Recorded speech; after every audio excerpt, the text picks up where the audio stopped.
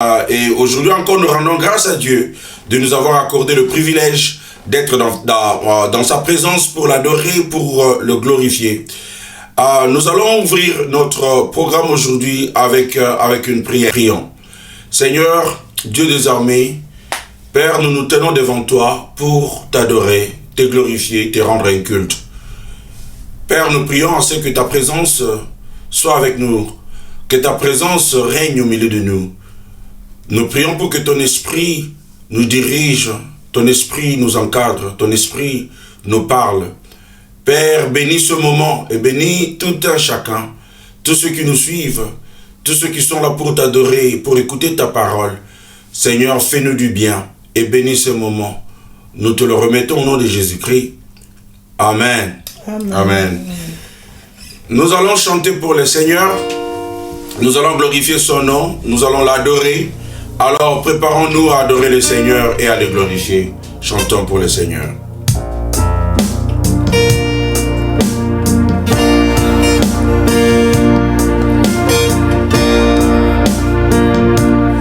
Le roi dans sa beauté, vêtu de majesté, la terre est dans la joie, la terre est dans la joie, sa gloire resplendit, l'obscurité s'enfuit au son de sa voix, au son de sa voix. Combien Dieu est grand, chantons-le combien Dieu est grand, et tous verront combien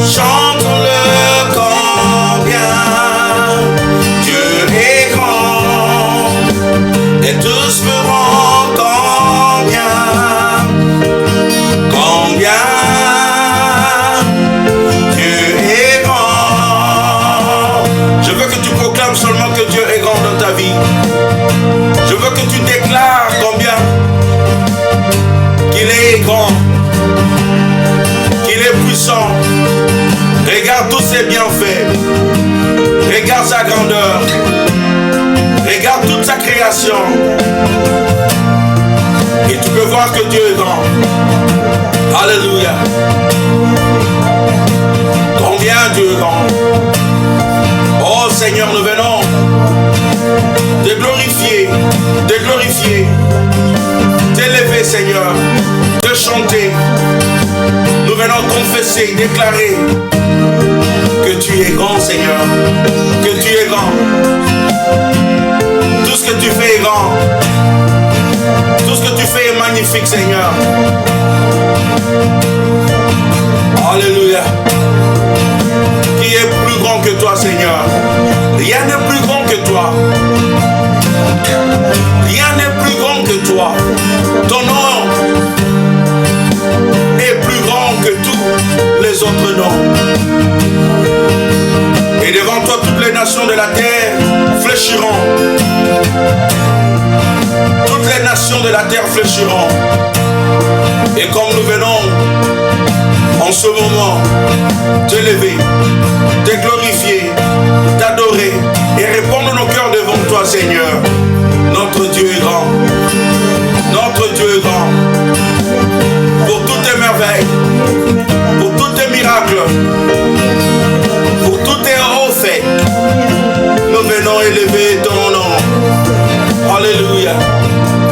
Rien n'est plus grand que toi Seigneur. Rien n'est plus puissant que toi Seigneur.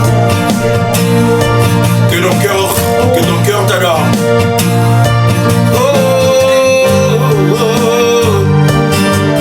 Alléluia. T'adorons, nous t'élevons. Oh, oh, oh.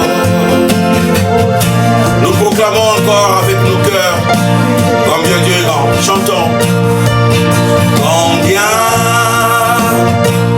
Dieu est grand. Chantons-le combien Dieu est grand. Et tous verront combien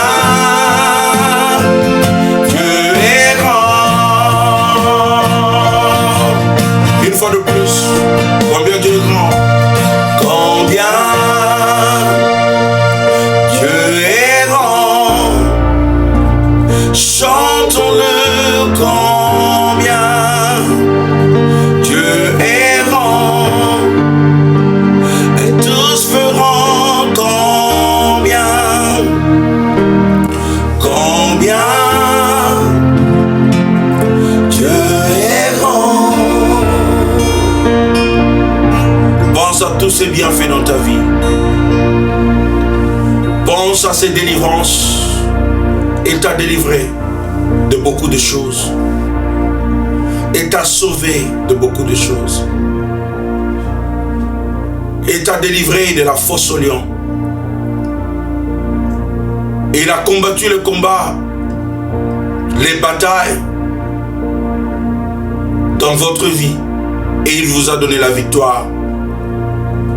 Il vous a aimé d'un amour profond et grand. Il est grand. Notre Dieu est grand. Si seulement nous pouvions ouvrir nos yeux spirituels pour voir la grandeur de notre Dieu, nous pouvons voir.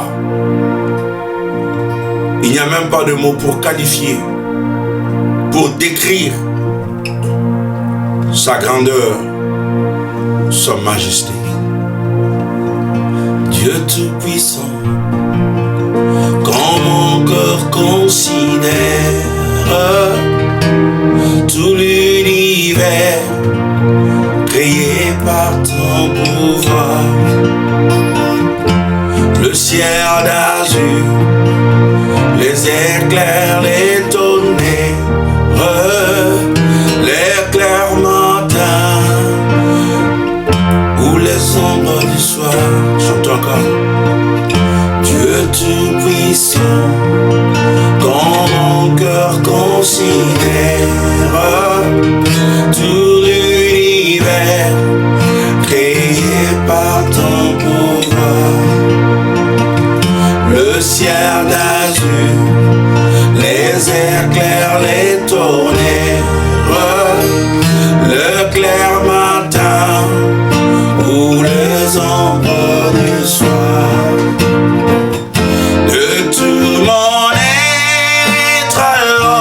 s'élève un chant. Dieu tout-puissant, que tu es grand. De tout mon être, alors s'élève un chant. Dieu tout-puissant, que tu es grand. Que tout mon être, de tout mon être, alors s'élève un chant. Dieu tout-puissant, que tu es grand. De tout mon être, alors s'élève un chant. Dieu tout-puissant, que tu es grand.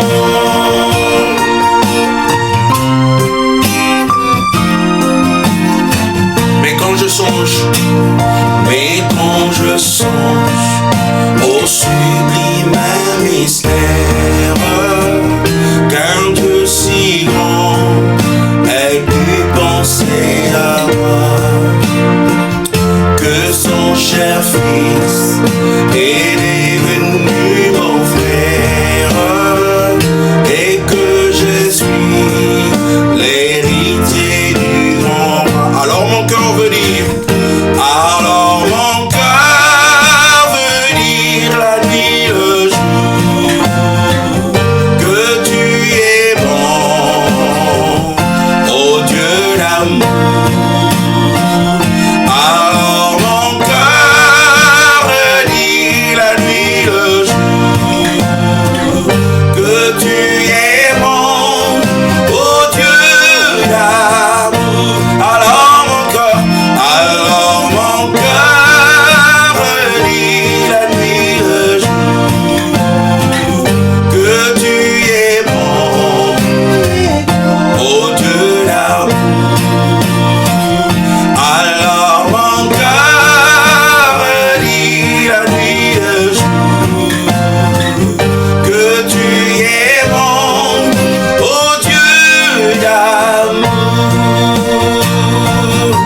Est-ce que tu peux voir la bonté de Dieu dans ta vie? Est-ce que tu peux voir la bonté de Dieu dans ta vie? Adore-le pour sa bonté dans ta vie, pour sa bonté. Dieu est bon. Il a été bon et il sera toujours bon dans notre vie. Alléluia. Adore-le. Oh Seigneur, nous bénissons ton nom. Alléluia. Tu es bon à tout moment. Ta bonté durera toujours. Ta bonté durera toujours. Ta bonté durera toujours. Nous sommes là dans ta présence, Seigneur, parce que tu as été bon. Nous nous lèvons devant ta présence parce que tu as été bon. Tu nous réveilles chaque matin. Tu nous donnes le souffle de vie chaque jour. Tu pourvois nos besoins chaque jour, Seigneur. Tu prends soin de nous comme personne d'autre ne peut le faire.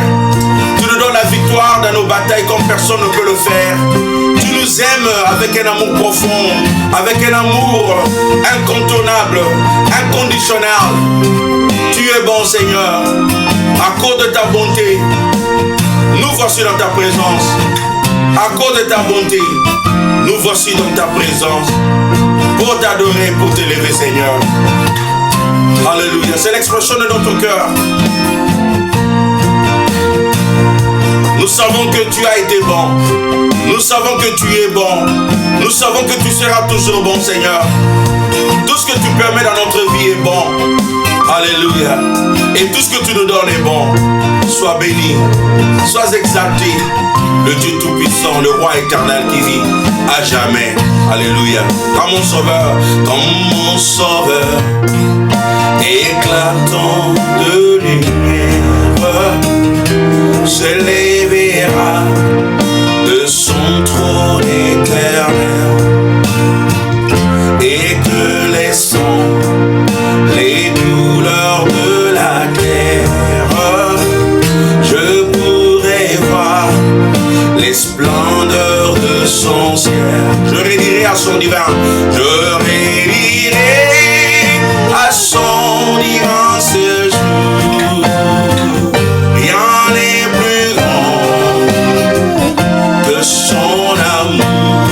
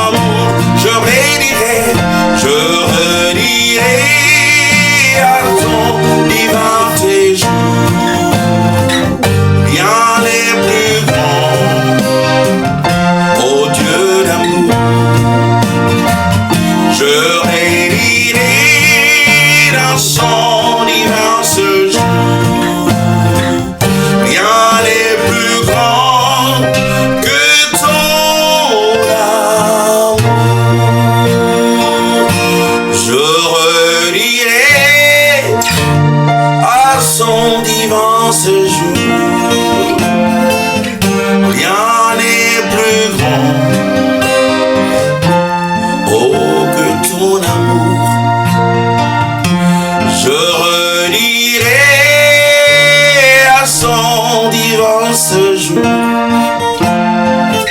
Rien n'est plus grand que ton amour. Une fois encore, je redirai dans son immense jour. Rien n'est plus grand que ton amour. Je redirai dans son immense jour. Rien n'est plus grand que ton amour.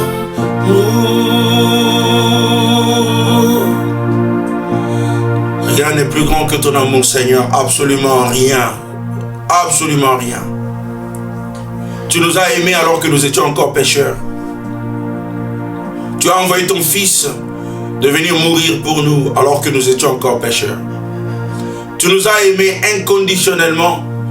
Tu ne nous as pas demandé de devenir bon, parfait, meilleur avant que ton parfait Fils puisse mourir pour nous. Mais tu nous as offert le don le plus précieux, le plus parfait, aux hommes le plus imparfaits. Quel grand Dieu tu es. Tu es bon. Nous proclamons ta bonté dans notre vie. Et nous te remercions, Seigneur, de nous avoir aimés ainsi. Et cet amour ne changera pas parce que tu ne changes pas. Tu es le même hier, aujourd'hui, éternellement. Tu nous as aimés hier, tu nous aimes aujourd'hui et tu nous aimeras toujours. Et il n'y a rien que nous puissions faire qui puisse faire en sorte que tu nous aimes encore plus. Et il n'y a rien que nous puissions faire qui fera en sorte que tu ne puisses pas nous aimer. Sois glorifié éternellement. Au nom de Jésus, nous t'offrons cette adoration et cette louange. Et nous disons Amen. Amen. Et Amen. Amen, Amen. Que le Seigneur vous bénisse. Laisse-moi partager la parole de Dieu avec vous. Et la parole de Dieu que je partage avec vous aujourd'hui s'intitule « Embrassez votre faiblesse ». Embrassez votre faiblesse. On nous parle toujours, quand vous êtes un leader, quand vous êtes un chrétien, quand vous êtes quelqu'un qui sert Dieu, on nous parle toujours d'une certaine force de caractère, de courage. Un chrétien prototype, il est fort. Un chrétien prototype, il a une grande foi. Un chrétien prototype n'a pas de doute. Un chrétien prototype, il prie beaucoup. Un chrétien prototype, c'est celui qui a une forte personnalité. Nous prenons des décisions audacieuses parce que nous avons une foi audacieuse. Presque chaque manuel que nous pouvons lire et la plupart des prédications que nous pouvons écouter, ça nous encourage à ne pas être faible. À ne pas être faible. On doit être fort. On doit être un mari fort. Une femme forte. Une femme courageuse. Un homme courageux. Un mari courageux. Qui prend les risques. Et lorsque nous parlons d'embrasser votre faiblesse, le message est que nous ne devons pas avoir honte de notre faiblesse. Nous ne devons pas cacher nos faiblesses. C'est cela le message que Dieu nous donne aujourd'hui. En d'autres termes, c'est normal d'être faible. C'est normal d'être faible. Si tu es un leader, c'est normal d'être faible. C'est normal d'avoir des faiblesses. Si tu es une femme, même une femme de Dieu, un homme de Dieu, c'est normal d'avoir des faiblesses. Mais le problème, c'est qu'on nous parle plus de force de caractère que de faiblesse. Et une chose que j'ai remarqué, c'est que même lorsque nous qui prêchons la parole de Dieu, lorsque nous prêchons la parole de Dieu, même les exemples que nous donnons souvent, ce sont des exemples de caractère de force. Ce sont des exemples positifs. Mais la réalité et la vérité est que tout homme de Dieu, toute femme de Dieu, il a de faiblesses. Mais nous ne parlons pas trop de notre faiblesse. nous aimons plus parler de nos points forts. Comment nous prions beaucoup. Nous n'aimons pas parler de nos propres batailles, des batailles qui se passent en nous, des difficultés que nous avons parfois de prier, des difficultés que nous avons parfois de croire aux promesses de Dieu. Comme nous allons voir au fil de ce message, que nous avons des grands hommes de Dieu dans la Bible qui ont eu des faiblesses et qui n'ont pas eu honte de ces faiblesses. Et je crois que lorsque nous parlons de nos faiblesses et lorsque nous parlons de comment Dieu a transformé nos faiblesses en force, lorsque nous montrons aux gens comment Dieu s'est révélé en nous et s'est glorifié dans notre vie, malgré nos faiblesses, cela encourage les gens, cela bénit les gens. Au lieu de parler toujours et toujours de témoignages positifs, de force, de caractère. Alors, la faiblesse n'est pas la même chose que le péché. De toute évidence, nous devons fuir le péché, la Bible nous dit. Les faiblesses sont ces limites naturelles de notre nature humaine. Nos lacunes uniques et les inconvénients de notre situation. Exemple de faiblesse humaine. Les incapacités, les handicaps. Ça peut être des incapacités sociales, des incapacités financières. Lorsque le Seigneur vous demande de faire quelque chose, vous avez quelque chose à faire pour le Seigneur, mais vous êtes incapable de le faire parce que financièrement vous ne pouvez pas le faire, c'est une faiblesse. Une incapacité sociale. Le Seigneur vous demande de faire quelque chose, mais votre état social, votre statut social ne vous permet pas de le faire. Et on voit toujours les gens qui sont devenus grands, les gens qui sont devenus des grands serviteurs de Dieu, des entrepreneurs. Lorsque nous les regardons, nous croyons qu'ils étaient nés comme ça. Ils n'étaient pas nés comme ça. Et beaucoup de gens qui se sont hissés à la célébrité, au succès, ceux qui ont réussi, ils ont fait face aux incapacités sociales. Socialement parlant, vous ne pouvez même pas les classer. Ils ne sont pas venus d'une famille qui a un nom. Ils ne sont pas venus d'une nation qui a un nom. Mais ce sont ces gens que souvent le Seigneur utilise. Exemple de faiblesse humaine, de faiblesse, les incapacités émotionnelles. Vous savez, des gens qui ont, émotionnellement, ils sont affectés. Émotionnellement, ils n'ont pas de balance. Des gens qui pleurent souvent. On dit, oh non, mais il ne faut pas pleurer. Il faut être fort, il faut avoir la foi. Des gens qui ont difficile à supporter les blessures qu'ils ont subies dans leur vie. Les incapacités émotionnelles. Des incapacités même raciales. Et même des handicaps de santé. Soit des handicaps de santé mentale.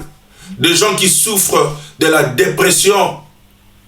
Et qui cachent leur dépression, qui ne veulent pas en parler, parce que ça va exposer leur vulnérabilité, ça va exposer leur faiblesse.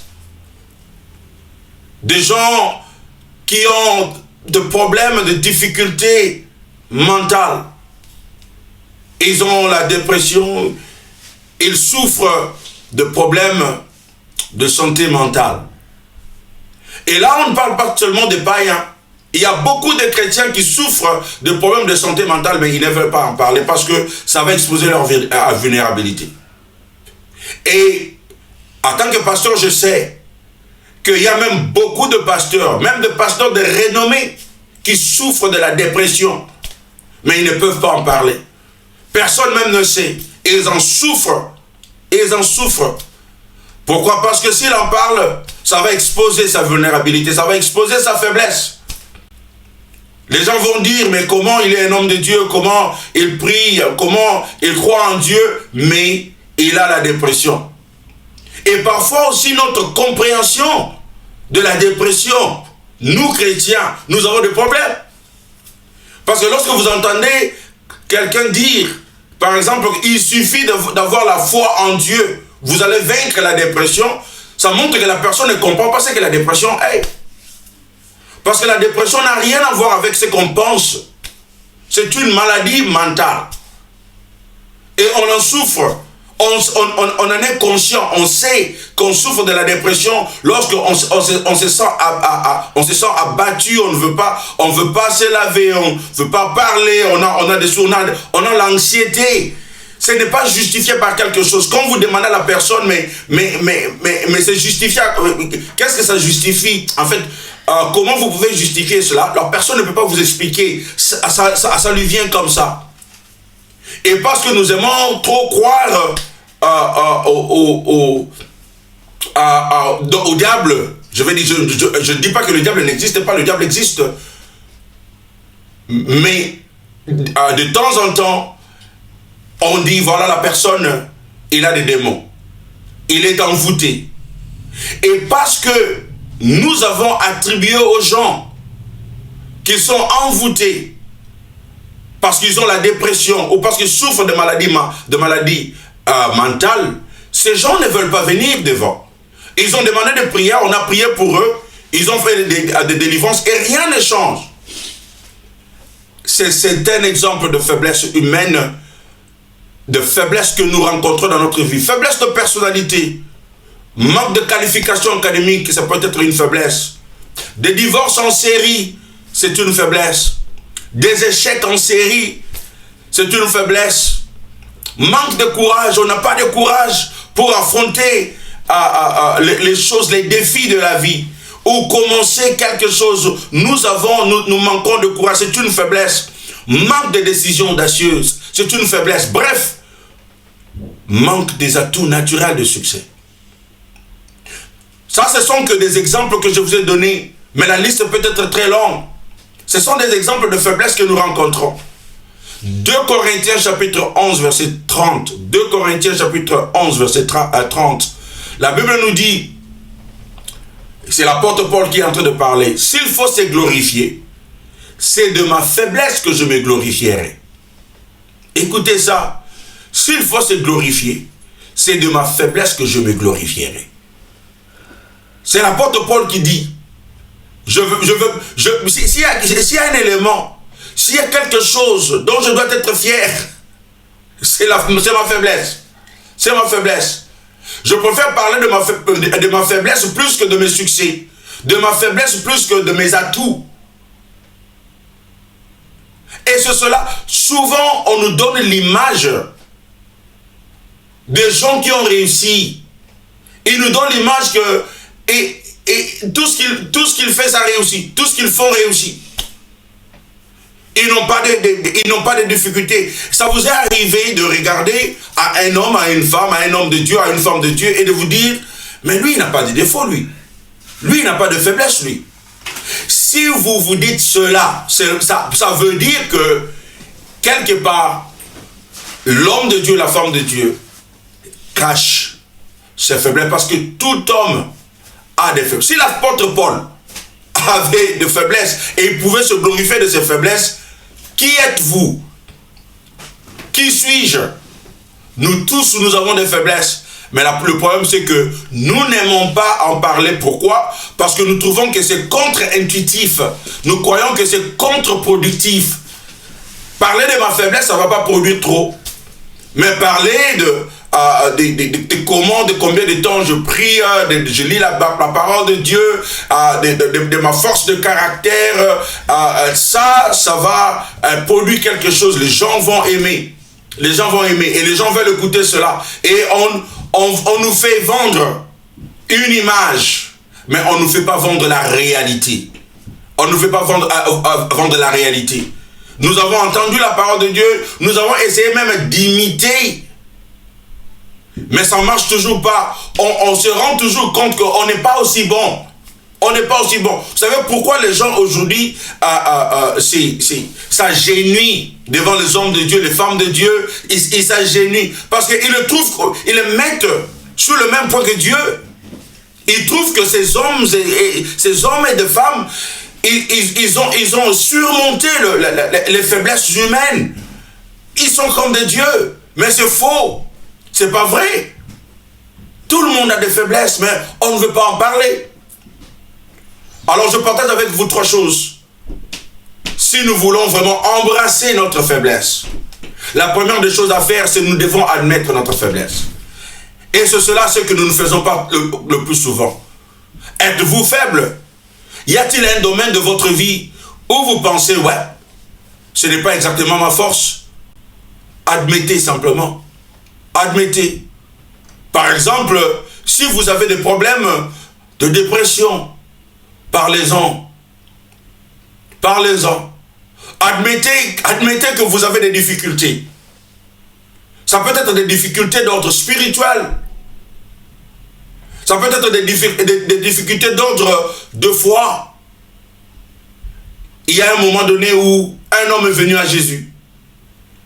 Et il a demandé à Jésus de guérir son fils.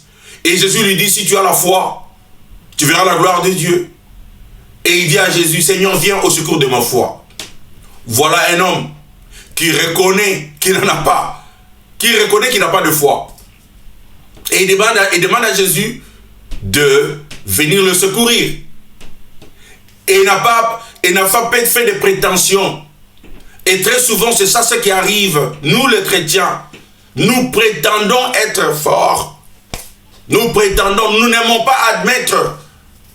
Et lorsque nous sommes entre nous, nous ne parlons même pas la vérité entre nous. Lorsque nous sommes entre nous, nous ne parlons que des choses spirituelles, de montrer aux gens comment on a la foi en Dieu, gloire à Dieu. Mais lorsqu'on est seul, lorsqu'on est dans notre propre maison, nous avons des doutes.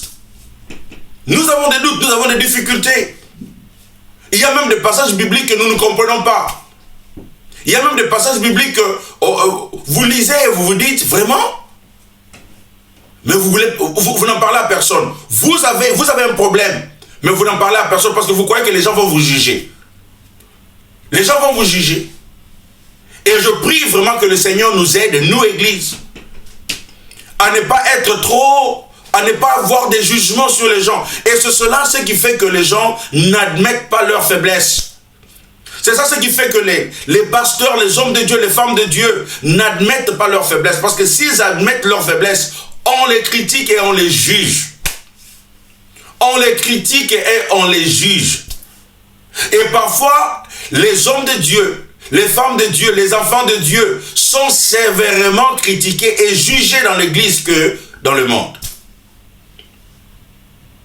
La façon dont nous jugeons le nôtre, c'est terrible. Et les gens n'arrivent pas à admettre. Moi, je veux que vous sachiez que comme vous me regardez là, vous avez vos faiblesses.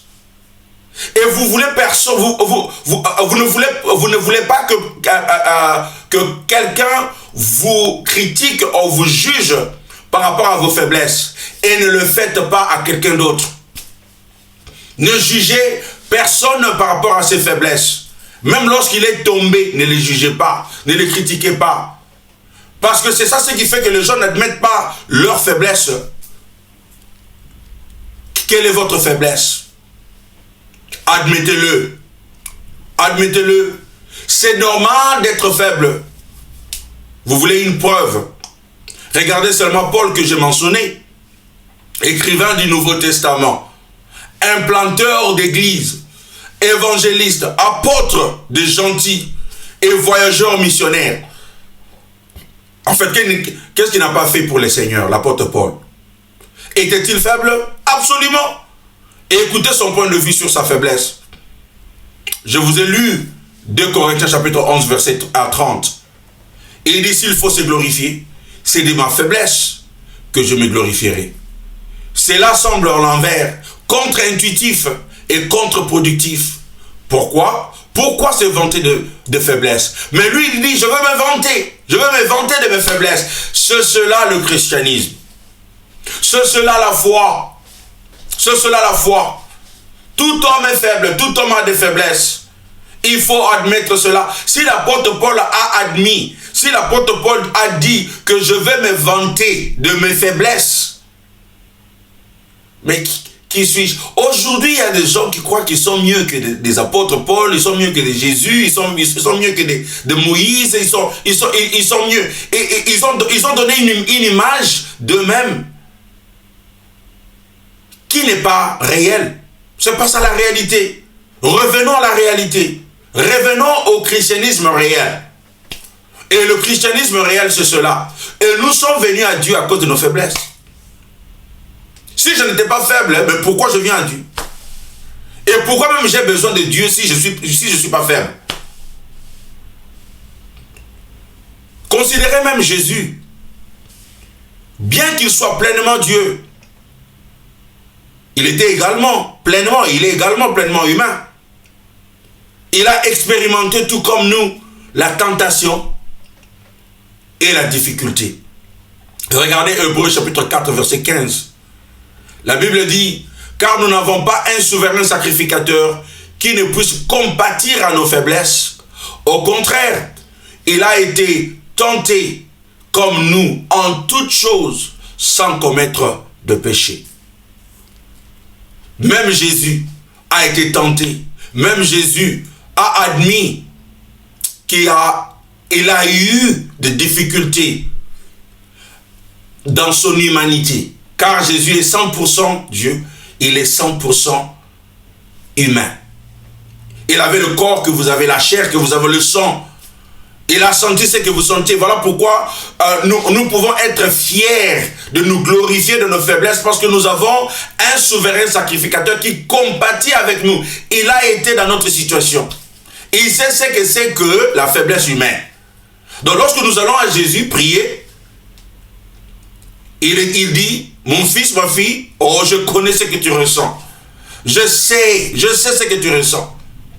Quand vous regardez Matthieu chapitre 26, verset 39, Matthieu chapitre 26, verset 39, la Bible dit, puis, ayant fait quelques pas en avant, Jésus se jeta sur sa face et pria ainsi, mon Père, s'il est possible que cette coupe s'éloigne de moi, toutefois, non pas ce que je veux, mais ce que tu veux. Même Jésus a reconnu ici la faiblesse inhérente à l'humanité. La faiblesse inhérente à l'humanité. Il a reconnu, la Bible dit, quand il a vu la coupe, il a demandé à son Père, quand il a vu ce qu'il devait endurer, la peine, la souffrance, la croix, il a dit à son Père, Père, s'il est possible que cette coupe s'éloigne de moi. Nous parlons ici du Fils de Dieu.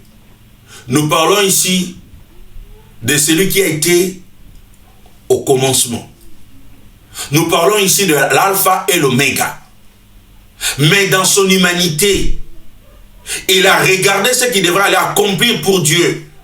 Il a dit, Père, ça c'est dur. Ça c'est difficile, comment je vais le faire? Mais non pas ma volonté, mais que ta volonté soit faite. Il a admis sa difficulté, il a admis sa faiblesse, mais tout en comptant sur Dieu. Tout en comptant sur Dieu. Seigneur, je ne peux pas le faire, mais parce que tu veux que je le fasse, je veux le faire. Seigneur, je suis incapable de le faire, je suis faible pour le faire, je n'ai pas d'atout. Je n'ai pas d'atout naturel pour le faire. J'ai difficile à croire. J'ai difficile à le faire. Mais parce que tu as dit, mais parce que tu m'as demandé de le faire, que ta volonté soit faite. Il s'est soumis à la volonté du Père tout en admettant sa faiblesse. Bien que nous soyons submergés par l'enseignement qui fait progresser les idées de force, de pouvoir et de puissance, nous devons être prêts à accepter notre faiblesse. Dans le mariage, souvent, les gens n'admettent pas des faiblesses, leurs faiblesses. Nous les cachons, nous les cachons. Il y a des gens qui se marient, mais ils ne se sont jamais connus. Bien qu'ils ont passé beaucoup d'années ensemble, ou en fait beaucoup d'années de fiançailles, je veux dire. Ils se sont côtoyés pendant un certain temps, jusqu'au mariage. Mais arrivé au mariage, ils se rendent compte qu'ils ne se sont jamais connus. Pourquoi? Parce qu'ils ont caché leurs faiblesses. Ils ont caché leurs difficultés. Moi, je vais vous dire une chose, qu'il n'y a absolument rien de mauvais que d'admettre sa faiblesse. Admettez, et je crois même le fait d'admettre sa faiblesse témoigne d'un certain courage. La lâcheté, c'est de ne pas admettre. La lâcheté, c'est de cacher. Un homme, une femme qui a caché ses faiblesses, pour le révéler plus tard, il est où? Elle est lâche. Mais un homme et une femme qui admet sa faiblesse, il fait, ou elle fait montre d'un grand courage. Et cela est biblique. Et cela va nous aider même pour notre avenir, pour notre futur. Nous ne devons pas cacher nos faiblesses. Si on a eu des divorces en série, il faut admettre ça. Ça a été 10 divorces, mais on admet seulement un seul. Et puis plus tard, on en découvre qu'il y en avait 9 autres que tu n'avais pas révélés. De faiblesse d'argent. Et comment utiliser l'argent? Les finances. Il y a des gens qui ont des faiblesses dans ce domaine-là. Ils ne peuvent pas garder l'argent. La façon dont ils gèrent leurs finances, c'est horrible. Horrible. Ils n'admettent pas. Ils se défendent. Il y a des gens qui défendent leurs faiblesses. Au lieu de défendre nos faiblesses, nous devons les admettre. C'est ça ce que la Bible nous dit. Si je dois me glorifier de quelque chose, je dois me glorifier. Je dois me vanter de mes faiblesses. Pas se vanter de manière à dire « Oh, je suis fier de mes faiblesses ». Non. C'est d'admettre et de se dire « Oui, je suis humain. J'ai mes faiblesses et je demande de l'aide ». La deuxième chose à faire, quand vous admettez votre faiblesse, comptez maintenant sur la grâce de Dieu. Vous admettez votre faiblesse pour que vous comptiez sur la grâce de Dieu. La grâce n'est pas disponible aux gens qui n'admettent pas leur faiblesse. La grâce est disponible aux gens qui admettent leur faiblesse. Et la grâce a de sens seulement dans notre faiblesse. Si je ne suis pas faible, je n'ai pas besoin de la grâce. Parce que la grâce, ça signifie que Dieu vous donne quelque chose que vous ne méritez pas. Mais si je suis fort, ça veut dire que je le mérite. Je n'ai pas besoin de la grâce. Mais parce que je ne le mérite pas, à cause de mes faiblesses, je ne le mérite pas. Je ne mérite pas la femme que j'ai, à cause de mes faiblesses. Je ne mérite pas l'homme que j'ai, à cause de mes faiblesses. Je ne mérite pas l'église que Dieu m'a donnée, à cause de mes faiblesses. En ce moment-là, la grâce de Dieu vient à mon secours. C'est en ce moment-là que nous voyons la grâce de Dieu.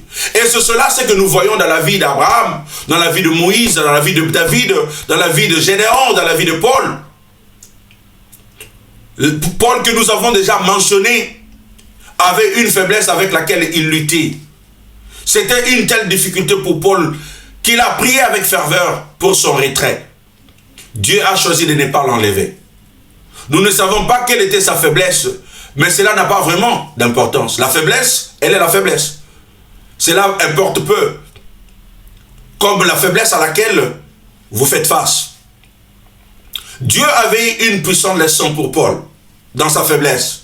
Après que Paul ait prié désespérément pour l'enlèvement de son écharde dans la chair, Dieu a dit à Paul, « Ma grâce te suffit, car ma puissance s'accomplit dans la faiblesse. » 2 Corinthiens chapitre 12, verset 7 à 9. 2 Corinthiens chapitre 12, verset 7 à 9. La Bible dit, et c'est l'apôtre Paul qui est en train de parler, « Et pour que je ne sois pas enflé d'orgueil, à cause de l'excellence de ses révélations, il m'a été mis une écharde dans la chair, un ange de Satan pour me souffleter et m'empêcher de m'enorgueillir. 3 fois je priais le Seigneur de l'éloigner de moi. Et il m'a dit, ma grâce te suffit, car ma puissance s'accomplit dans la faiblesse. Je me glorifierai donc plus volontiers de mes faiblesses, afin que la puissance de Christ repose sur moi. » L'apôtre Paul avait une faiblesse. La Bible nous dit, et il n'a pas précisé. Il a dit une écharpe dans ma chair. Et moi je crois que Dieu a intentionnellement fait en sorte que cela soit écrit en termes généraux, en termes inconnus, une écharpe dans ma chair. Pour que cela soit, pour que cela soit relaté à tout un chacun de nous. Pour que cela soit quelque chose que chacun de nous peut voir et dire, ah bon, l'apôtre Paul avait une faiblesse.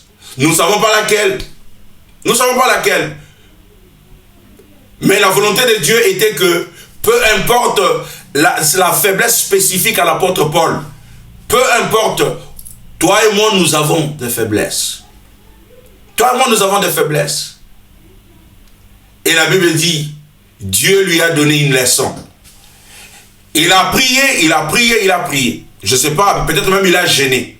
Je ne sais pas combien de temps tu as gêné pour que Dieu enlève cette faiblesse. Cette histoire dans votre vie qui vous empêche, vous pensez que ça vous empêche de progresser. Vous priez, vous jeûnez, vous cherchez Dieu. Mais Dieu a dit à l'apôtre Paul, ma grâce te suffit. Ma grâce te suffit. Vous allez y arriver, mais pas avec votre force, mais vous allez y arriver par ma grâce. Avez-vous besoin de quelque chose d'autre à part ma grâce? Avez-vous besoin de quelque chose d'autre à part ma grâce? Et c'est cela l'élément que nous oublions souvent dans la réussite dans la vie. Pour réussir, pour arriver à sa destinée, nous avons besoin de la grâce. Ça n'a rien à voir avec les talents. Ça n'a rien à voir avec votre habilité, notre habilité à faire des choses. Quelle que soit notre force de caractère, nous n'allons pas y arriver sans la grâce de Dieu. Nous ne pouvons pas. Des gens qui ont réussi, des pasteurs qui ont des grandes églises ne sont pas nécessairement des pasteurs qui prêchent bien. Et il y a même des exemples où vous pouvez dire que mais lui, il a beaucoup de gens comme ça, mais il prêche pas bien. Mais c'est ça le problème. Sa faiblesse, c'est qu'il ne prêche pas bien. Il ne sait pas prêcher. Mais la grâce de Dieu lui suffit. La grâce de Dieu lui suffit. Parce qu'il sait qu'il ne prêche pas bien, il ne se fie pas à sa prédication, il se fie à la grâce de Dieu. Et voilà pourquoi il y a beaucoup de gens. Voilà pourquoi il y a beaucoup de gens. Parce que cette soeur-là, parce que ce frère-là sait qu'il ne sait pas chanter. Il n'a pas une belle voix, il n'a pas une voix des anges. Il se fie à la grâce de Dieu. Et quand il chante, les cœurs sont touchés. Les vies sont transformées. Les gens sont bénis. Il n'est pas un grand chanteur, il n'est pas un grand musicien, mais il a la grâce qui lui suffit. Il a la grâce qui lui suffit. L'autre est là, il n'est pas aussi beau que toi, mais il a une belle femme, la grâce. Cette soeur-là, elle n'est pas plus belle que toi, mais il a un bon homme, c'est la grâce. Parce que sa faiblesse, c'est cela. Sa faiblesse, c'est qu'elle n'est pas belle. Et il y a des gens qui savent, ils savent que moi, je suis pas beau, je suis pas trop belle. Il a ce manque de confiance en lui-même.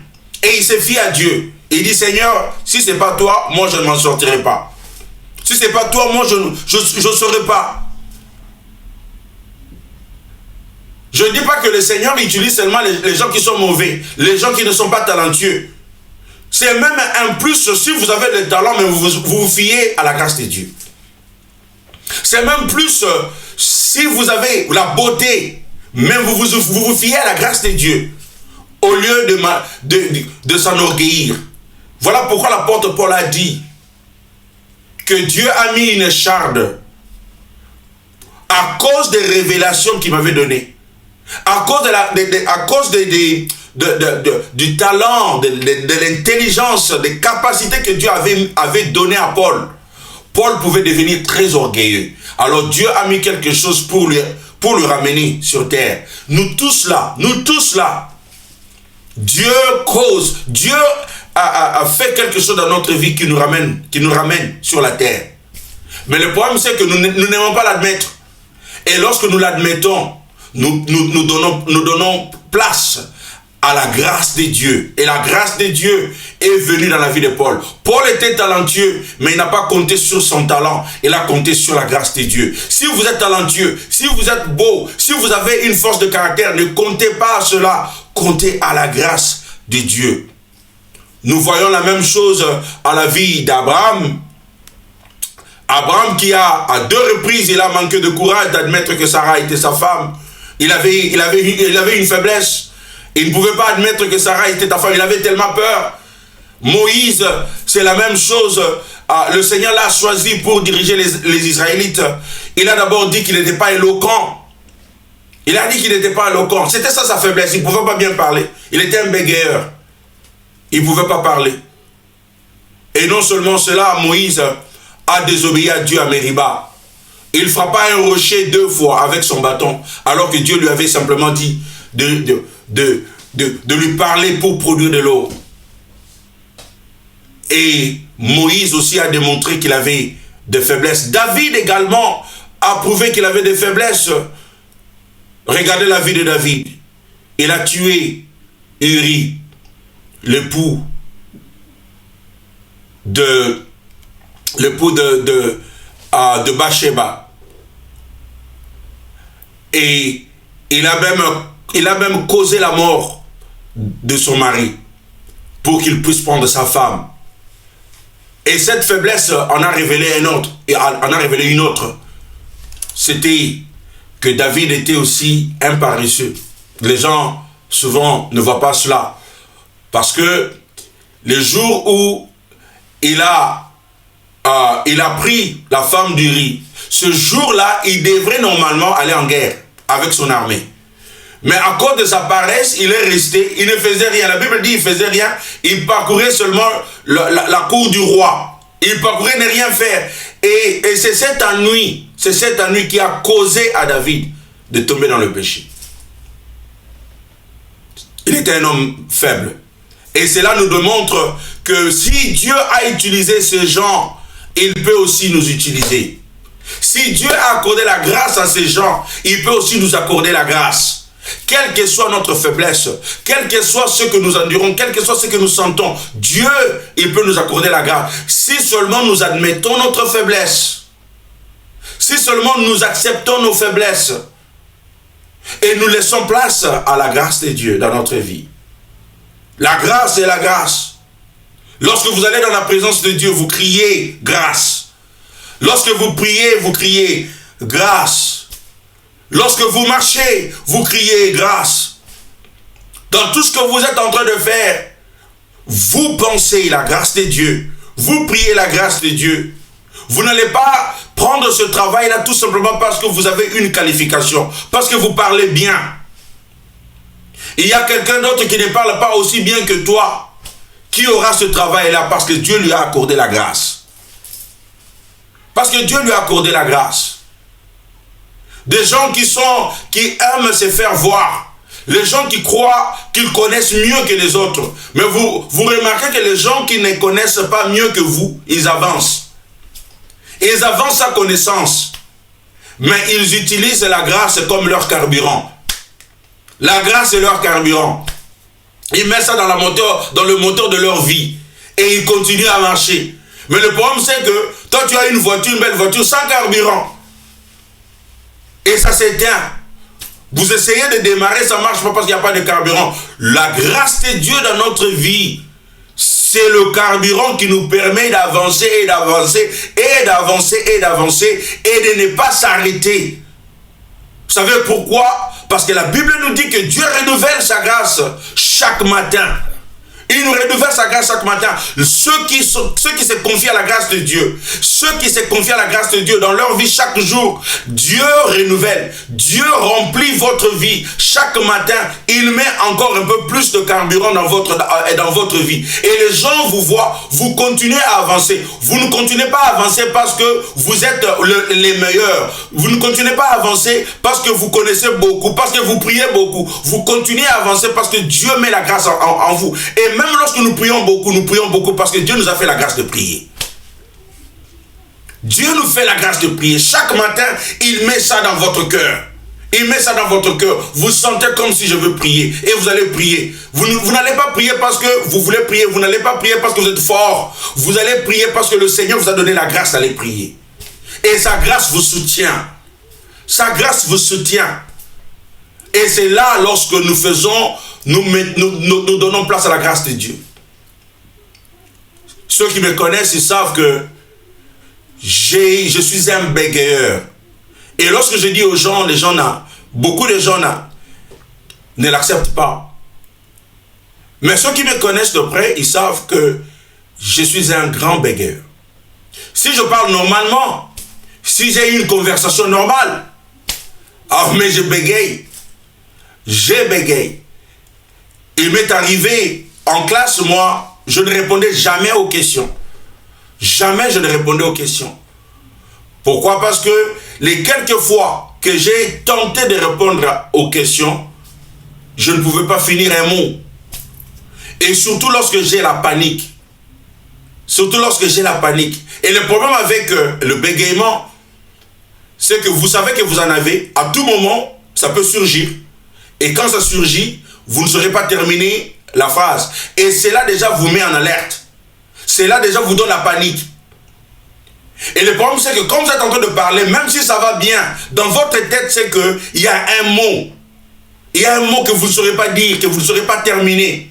Et ça vous met en panique. Et avec la panique, ça devient encore pire. Donc je ne pouvais même pas terminer. Les amis qui me connaissent, ils savent. Je devrais être la dernière des personnes à me tenir devant un micro et tenir un discours. Je ne pouvais pas imaginer que je peux me tenir devant les gens et prêcher, parce que ça aurait été ridicule de terminer des phrases. Oh mon Dieu, je prie que tu comprennes, je prie que tu dises oui, parce que le Seigneur fait des choses. Lorsque vous regardez, vous vous dites, mais c'est pas vrai ça, c'est pas vrai ça. Mais c'est vrai ce que je vous dis. C'est vrai ce que je vous dis. Même aujourd'hui, je ne suis pas guéri de cela. Je ne suis pas guéri. Je l'ai toujours, même lorsque je suis en train de vous parler, j'en ai. Mais ma confiance a grandi à Dieu parce que j'ai compris que ce n'est pas cette faiblesse-là qui va m'empêcher à proclamer la parole de Dieu. Parce que sa grâce me suffit. Parce que sa grâce me suffit. Je peux terminer une phrase par sa grâce. Je peux tenir un discours par sa grâce. Je peux me tenir devant les gens pour prêcher la parole de Dieu par sa grâce. Et même lorsqu'il arrivait que je ne pouvais pas terminer sa phrase, le Saint-Esprit va terminer cette phrase-là pour moi. Et je grandis en confiance.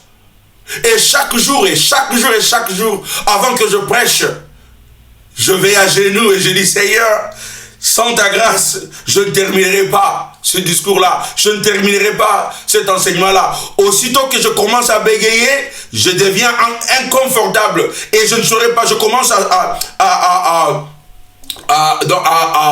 avoir quoi, comment est-ce qu'on appelle ça? La sueur. La sueur. Je commence à avoir de la sueur. Et ça me met inconfortable. Mais le Seigneur me dit, comme il avait dit à l'apôtre Paul, ma grâce te suffit. Sa grâce suffit pour ta vie.